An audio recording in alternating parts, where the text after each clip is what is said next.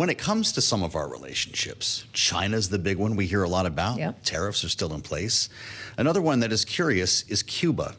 And we have a unique opportunity to speak with the Deputy Foreign Minister of the Republic of Cuba right now. Carlos Fernandez de Cossio is joining us from our studios in New York.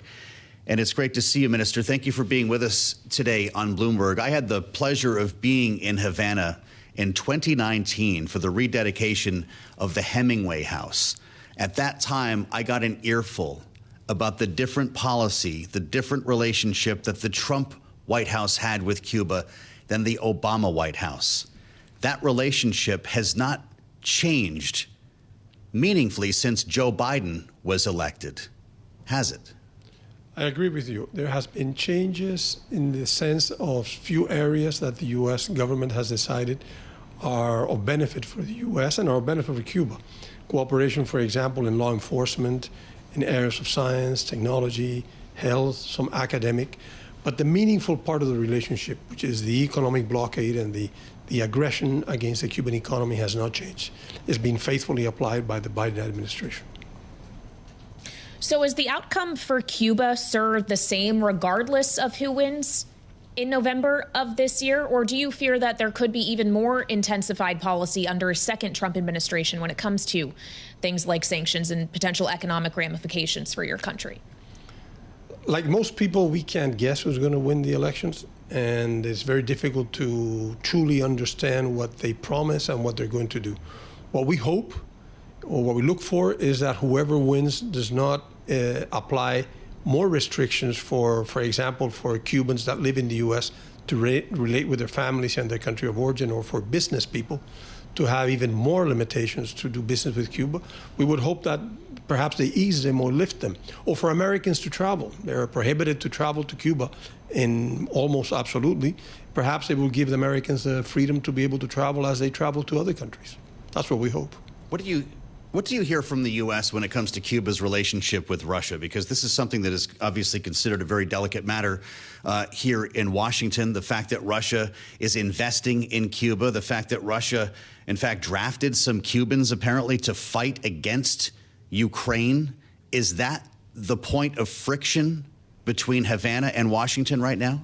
The U.S. government knows that most of the investments that take place in Cuba are from European countries or Canada, not so much from Russia. And they also know that we were the ones that learned and made public that a few Cubans that were in Europe were being recruited for the war. And we took measures for those that were attempting from Cuba to also travel to the war. And we've learned that there are people on both sides, both in Ukraine and Russia of Cuban origin, most of them recruited in Europe, not in Cuba. Well, sir, considering people who are of Cuban origin brings us to the wider question around migration. I know you and your government have been involved in talks with the U.S. on the issue of migration specifically. Is that an area where progress is being made? Can you just characterize for us how that effort is going? That's an area in which the U.S. government and Cuban government have been able to manage, regardless of the administration in the White House, for decades already, with ups and downs. At this moment, we have agreements in place that we implement and issues on which we discuss that put a limit to the uncontrolled flow, which is what we try to cut. But we made it very clear that as long as the U.S. has a policy of making life difficult for Cubans, it is logical for them to want to migrate to a more prosperous economy. Above all, if there's an invitation by the U.S. that they will get a privileged treatment if they reach the border of the United States by whatever means.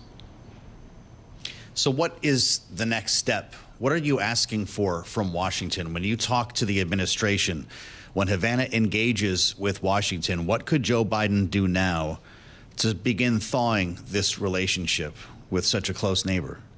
What we're not doing is we're not asking for aid or preferential trade conditions or financial support. What we're asking is to be left alone, to allow Cubans to try to develop economy, to allow us to put in place the transformations that we have identified that are needed to push our economy forward and not make life difficult for the people of Cuba.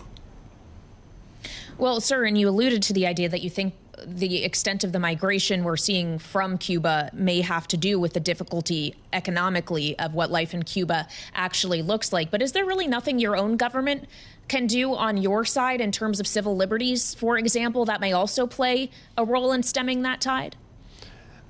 Civil liberties is not the main issue. Most of the experts from U.S. and Cuba who follow migration would say that. It's basically an economic migration. But I do grant that every country has problems in economic policy and the discomfort of people with political situation. It happens in all of Latin America. It happens in the U.S. I'm sure that if you poll people here in the U.S., not everybody's happy with the government. Not everybody's happy with the economic condition.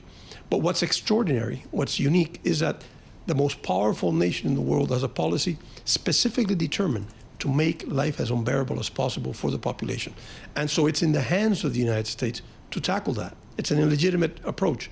So the rest we can deal with, but this extraordinary factor has to be dealt with by the U.S. government. Minister, there was a visit by Sergei Lavrov, Russia's foreign minister in Cuba, at the time of Alexei Navalny's death. That is a story that resonated very loudly here in the U.S. It's one that the Biden administration took a very strong stand on when it came to Russia's handling of Alexei Navalny. Did Havana have a message for Moscow when it came to Navalny's death? We have a close relationship with China, with Russia. And there's it's not a surprise that to have visits of our ministers. But Navalny was not part of our agenda.